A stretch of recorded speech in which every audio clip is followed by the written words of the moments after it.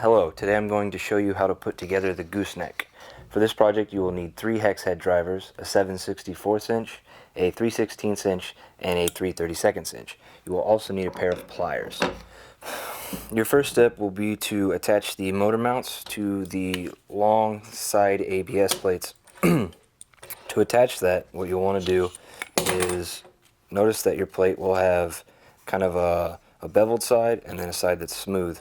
You want to line up these motor mounts so that the screw on the motor mount will face towards this bottom bevel, or this bottom smooth side, not the bevel side, that is.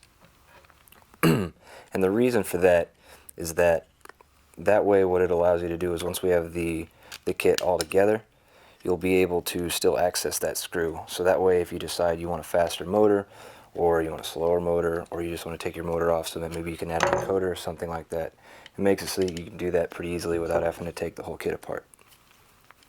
The screws for these motor mounts, the kit has 2 lengths of screws for the 632 size, and there's only 2 that are slightly longer than the rest. So for this part, go ahead and use the shorter ones. We'll save those longer ones for later on when we put the caster ball on there.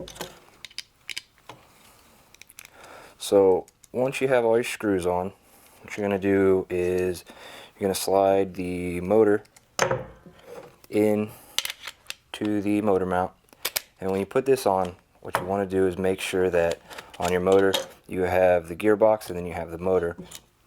You want to make sure that the gearbox is completely on there so that your motor mount is kind of flush with where the gearbox and the actual motor line up.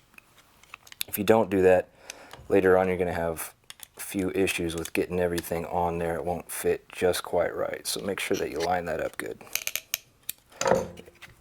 Once that's on, you have 2 pieces to the wheel mount. Take the first piece that has this indentation on there, and on your motor you've got a D shaft, so take this screw on this mount and you just line that up right on the center of the D shaft, and you're going to use your 3/32 screw to tighten that, and just go ahead and tighten it pretty good. After that's in place, the skate wheel slides on there, and then that second piece just fits in. You'll take these larger screws here, and they're 3/18, and use your 3/18 inch hex drive to go ahead and tighten that in place. Go ahead and do that for both sides here. I'll go ahead and fast forward through this so you don't have to watch me. You can go ahead and pause the video now.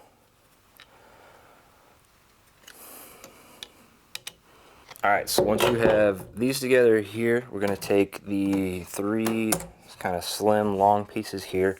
You have 2 that have the acrobatics pattern on it, and then 1 that has the long pill shaped hole.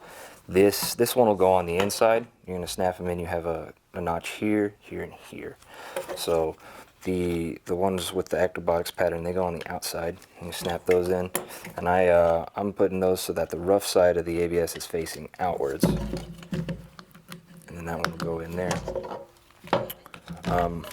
You might ask why the ABS goes with the rough side outwards. It just kind of gives a little better protection, helps it from getting scratched, and it just kind of looks nicer. So if you want to put that so that your shiny side is facing out, you can do that if you'd like. Next, we'll place the bottom plate and the top plate. When you put these on, you want to find your beveled side here that we talked about earlier, and the side with the bevel on it, that's going to have your bottom plate. So to snap that in, just kind of start on one corner and snap it into each one, and then just follow it. And I'll kind of just take it all the way around until I get back to where I started. That just kind of helps, makes it a little easier rather than just putting it on all at once and trying to just snap it in. It's kind of hard to do it like that. After that, this goes right on top like that. Again, just kind of snap it in and follow it all the way around. Okay.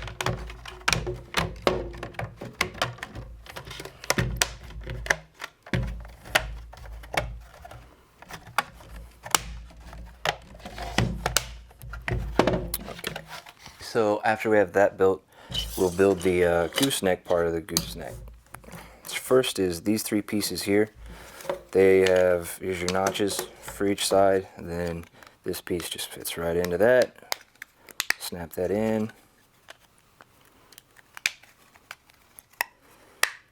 And once you have that together, take a hub mount, and that'll fit right here into this top part. And we'll just use our, again, same size screws as we use for the motor mounts, and that'll just hold it all in place.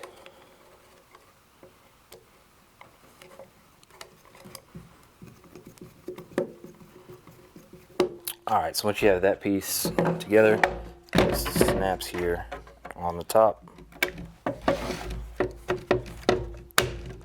right there in the middle. Okay, so the last step is to add the caster ball. What you do is the screws will go in through the bottom into caster ball here, go through that ABS. Just kind of screw it in to get it started. And then what you'll do is, this is where your pliers are going to come in handy. You're going to use the pliers to hold your lock nuts as you screw those in here on the inside.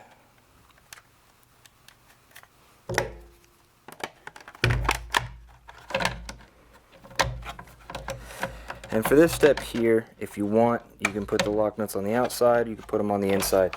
That part's really not as important.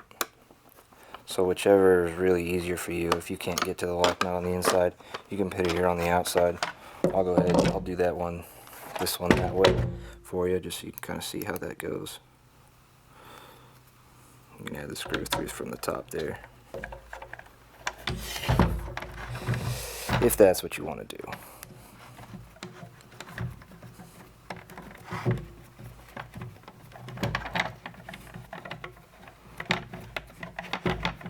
And that's how you put together the gooseneck.